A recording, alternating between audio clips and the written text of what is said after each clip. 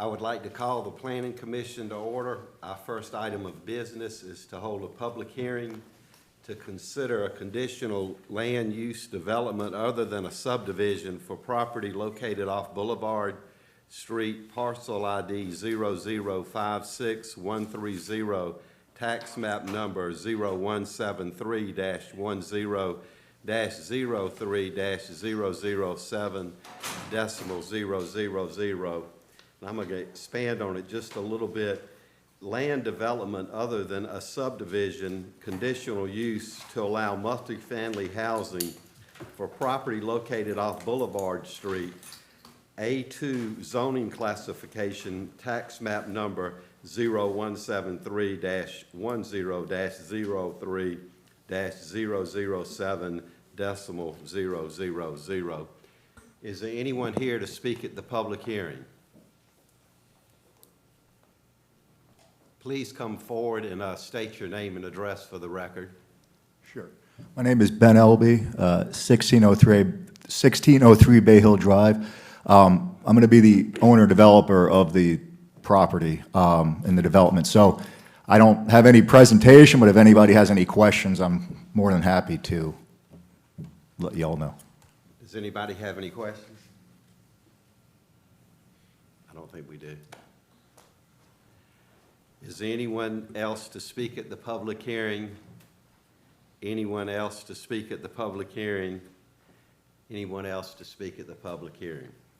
Our second item of business is to hold another public hearing, and the public hearing is to consider zoning district map change from B1 General Business District to B2 Central Business District for the following properties: 761 Russell Street, tax map number 0152-20-01-005 decimal 000, tax map number 0152-20-01-007 decimal 000, and tax map number 0152-2001-002 decimal 000, and tax map number 0152-20-01-006 decimal 000. And this is a rezoning request from B1 General Business District to B2 Central Business District, mixed use to allow multifamily workforce housing for the property at 761 Russell Street. The Pecan Plant would be the name of it, and I've already given the tax map numbers. Is there anyone to speak at the public hearing? Please come forward and state your name and address for the record. Good evening. My name is Sarah Neiman. My address is 322 Tattersall Court in Sugar Hill, Georgia. And I am here representing the developer for the proposed project.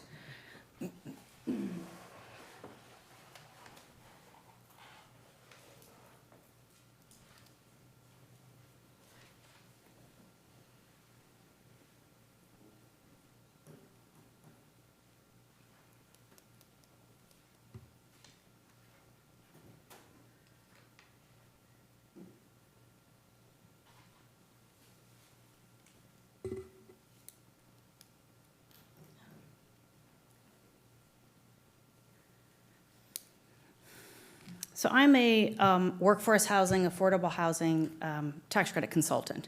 It is all I do. I do live in the state of Georgia, but I submit solely in the state of South Carolina. I've made my entire career on building this exact type of product and this type of housing for the residents of South Carolina. Been doing this since about 1997. And I worked in an office at one point in time and then became a consultant. And then I'm also going to be a part owner in the proposed development. I myself own about 11 properties in the state.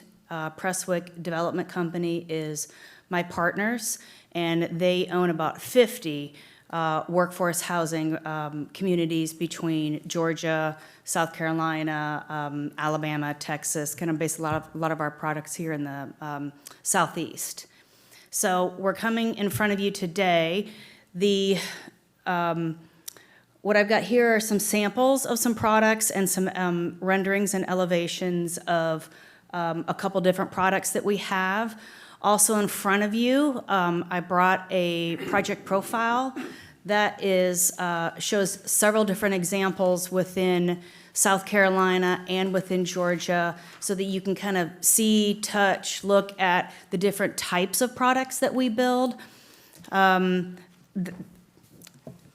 Multiples are inside of there. The two that are here are not. But then also what I wanted to bring that is also there with you is I was trying to find the closest comparable of what we do currently build that is closest to you. And that's the other one, the other attachment that's called Peaks of Manning. This one is a super similar product. Forgive the photography, this is me taking pictures of the site just a couple weeks ago. But this is a project that was built in 2018. It is incredibly similar as far as the location of where the property sits in Manning. It is 1 block off of the downtown. So in proximity as far as where I'm proposing to put the community here in Orangeburg, the Peaks of Manning is exactly in the same type of setup. It is also one building, 3 stories on this one.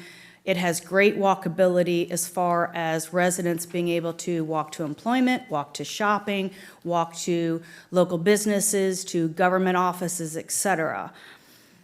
And then also inside of the packet that I brought, but I just didn't bring a bunch of the copies, but there's letters of support that we brought also with us tonight. And within the letters of support is actually the city manager from Manning. And they give us a glowing recommendation as far as how well we manage our projects and how well integrated we have become inside their community. So I wanted to make sure I point that one out to you.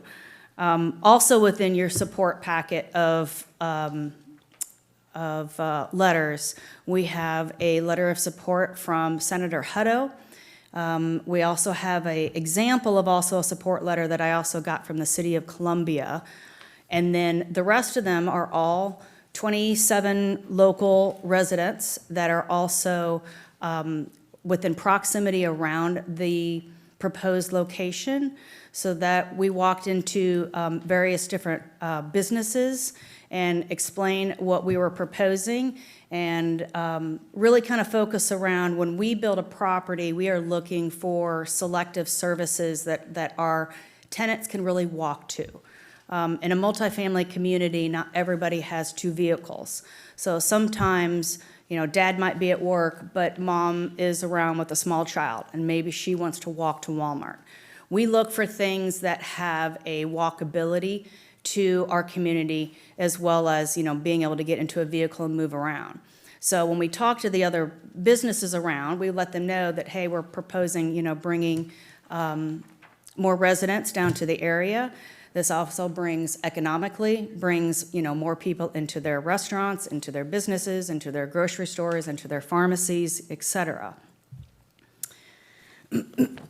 So hopefully, all of that helps. As far as what we are proposing to build, it is an L-shaped style of building, 68 units, all a mix of between 1, 2, and 3 bedroom units inside of the community.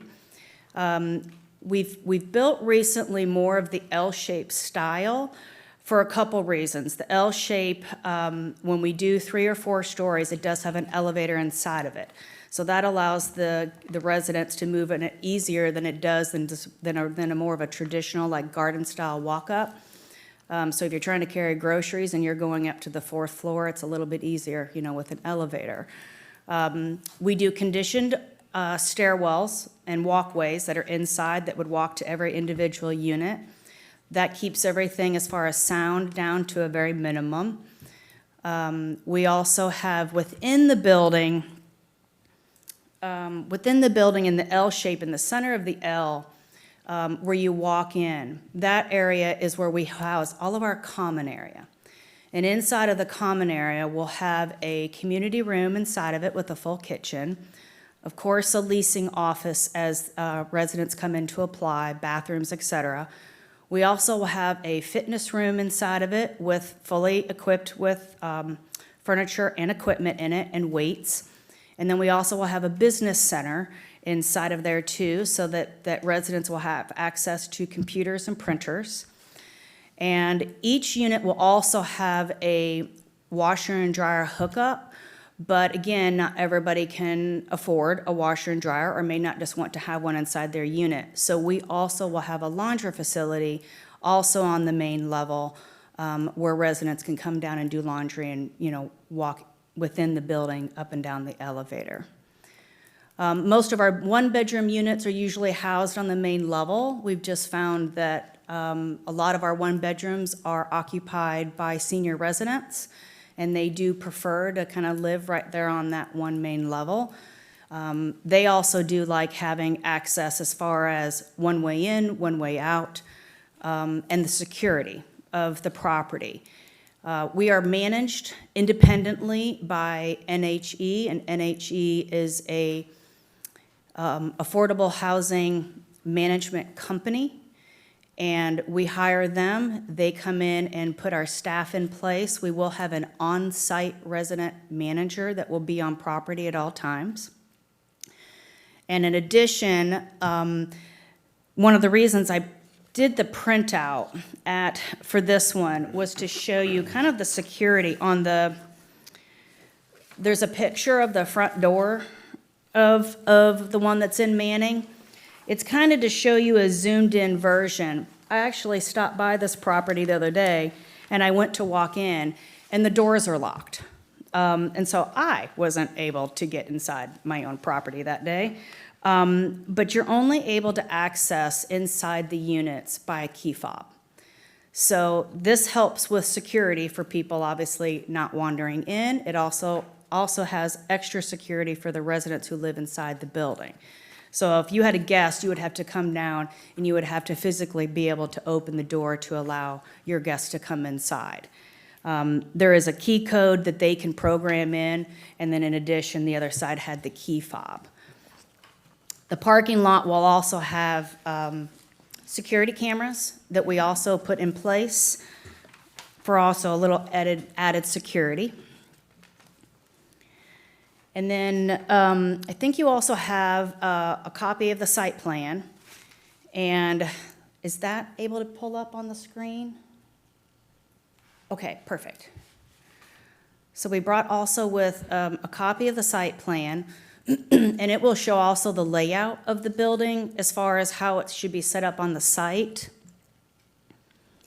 The property kind of slopes towards Riverside Street. And kind of falls that direction. So, and there is also a ton of easements for water and gas and sewer that really run on the right side closer to Seabourn. So you'll see that we put in the L-shaped building.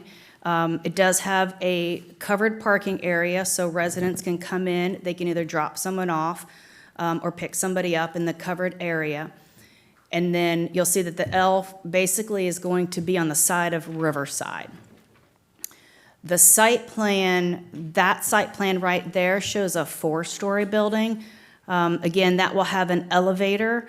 At the end of the day, it might be a combo of maybe a 3 and a 4-story, because even, I was driving again by the site today, and because of how the topography runs with the site, because it falls towards Riverside, it may make sense to have potentially a 4-story on the Riverside, but then as you come in and see it from Russell, it'll be a 3-story, and then when you look at it from the inside, it would look like a 3-story. So it might be a little bit of a stacked step down between the two sides of the L. And that's what I brought as far as like the renderings.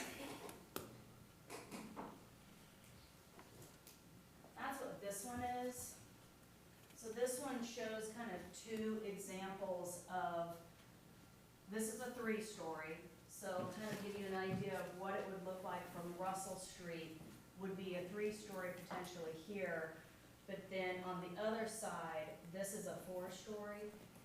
And so it kind of gives you an idea of as far as like the scale between what the two would look like. And it's something like this, where you see how it's stepping down on one side to the other. But hopefully that kind of gives you an idea of kind of what to expect.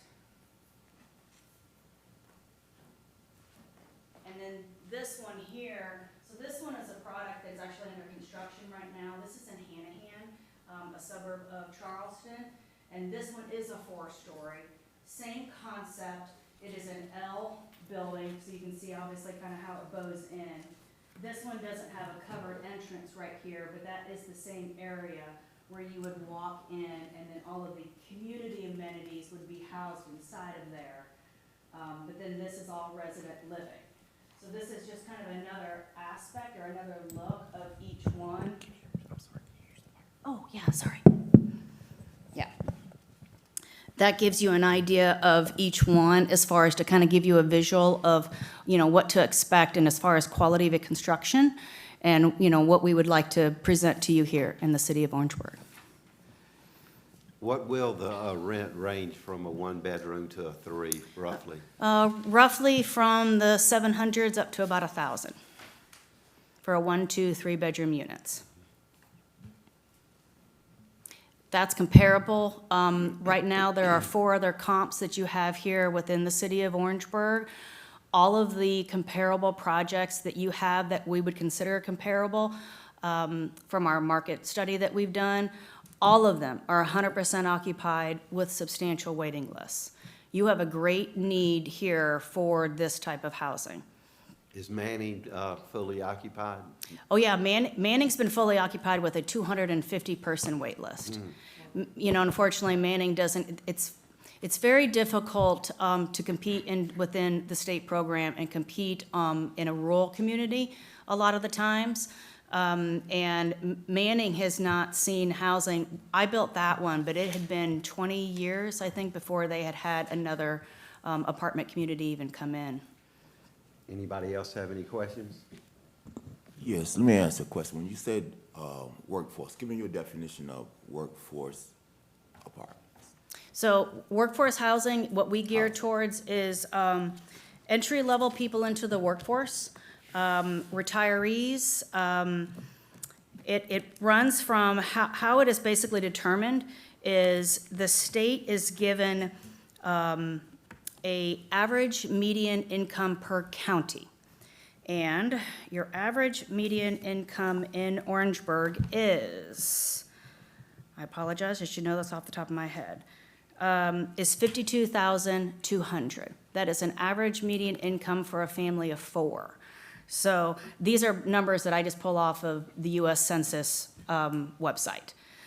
So we have to follow what basically the government tells us. And then what we do is we back into affordability as far as we gear our communities to people who earn between 50 and 60% of your area median income.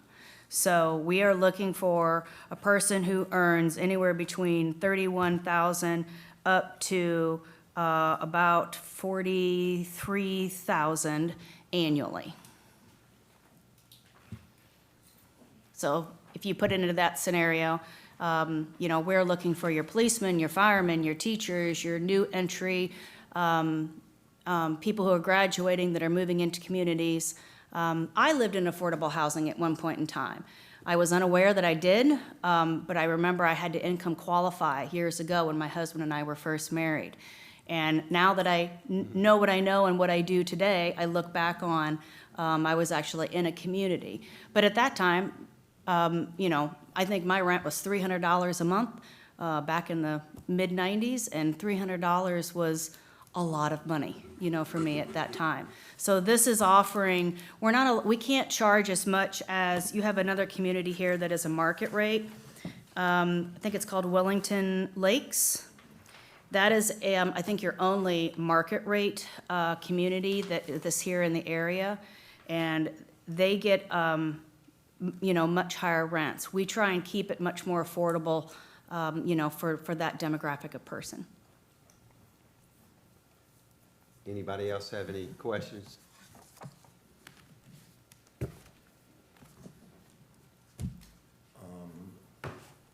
What would it cost the city itself for your project as far as taxes? The city, so we self-finance. So we go out and get a construction loan. That construction loan is then turned around and bought out by a permanent loan, just like if you were to build your own home, you'd have a construction loan, and then you would have a permanent 30-year mortgage. We run and finance ourselves completely, but we will pay taxes to the city. We're anticipating somewhere around $1,000 a unit that we would be contributing. But there is no cost to the city. It's more like, I guess, treating it more like a private development coming in and building.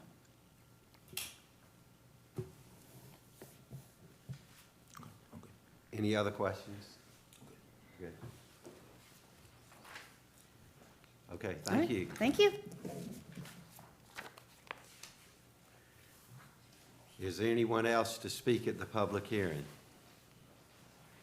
Is there anyone else to speak at the public hearing? Yes, sir. Please come forward and state your name and address for the record. My name is Freddie Felder. My address is 3055 Bragg Boulevard. Y'all hear that? Opportunity is knocking. I think this is a wonderful opportunity. We've got a group of people here who know what they're doing, who want to make a $35 million investment in downtown Orangeburg. I think it's a great idea. I think it's a great idea for two primary reasons: the economic impact it can have, and that it brings us new housing that we sorely need. As she talked about, comparable housing in Orangeburg right now is basically unavailable. They're full. They have waiting lists. There's just nowhere for somebody like that to go. So we need it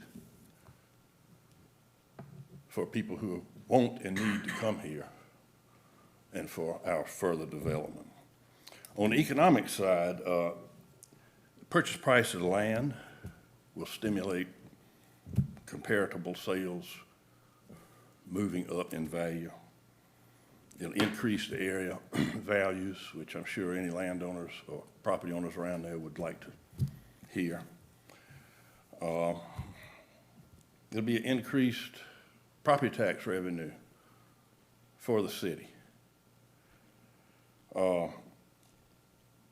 She didn't mention it. I don't know if it's in one of these plans or not, but one of these plans even had a multi-use building in the gardens for the city to use.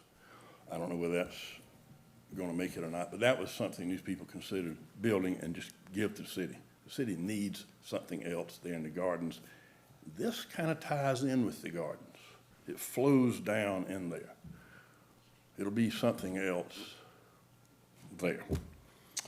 But the way I understand it, the first step that needs to be taken for us to do this is we need to get this rezoning change. It's not a big change. It goes from B1 to B2, which is exactly the same thing that was done with the railroad corner property. And we're seeing the beginnings of what's going to be a great project down there. Think of if we had a similar thing going on the other end of Russell Street. Maybe it could all grow together and help bring Russell Street back. So to wrap it up, I think this is a great idea because this is entry-level housing that we need. It'll increase land values, increase property tax base. It'll be the beginning of some new growth for downtown Orangeburg. I think it benefits everyone. It's a win-win. He's knocking at the door. Let's let him in. Thank you. Is there anyone else to speak at the public hearing? Anyone else to speak at the public hearing? Anyone else to speak at the public hearing? I would like to thank everyone who spoke at the public hearing, and we will now move into our regular meeting. Our first item of business is to approve the minutes of March the 21st, 2024. Do I have a motion to approve the minutes? Motion to approve the minutes. Do I have a second? Second. All in favor, raise your hand. All opposed, the ayes have it. Under new business, to consider a conditional use land development other than a subdivision for property located off Boulevard Street, parcel ID number 0056130, tax map number 0173-10-03-007.000. Ms. Williams, would you like to address the commission concerning this?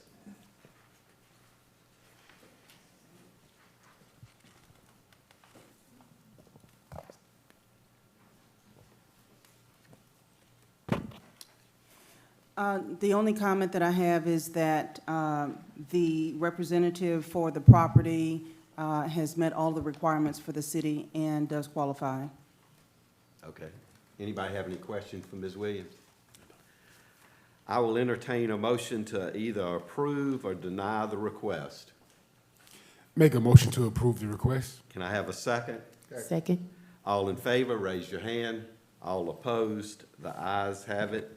Our second item of business is to consider a zoning district map change from B1 General Business to B2 Central Business District for the following properties located at 761 Russell Street.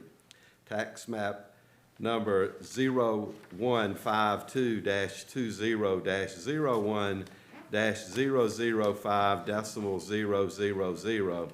Tax map number 0152-20-001-007.000.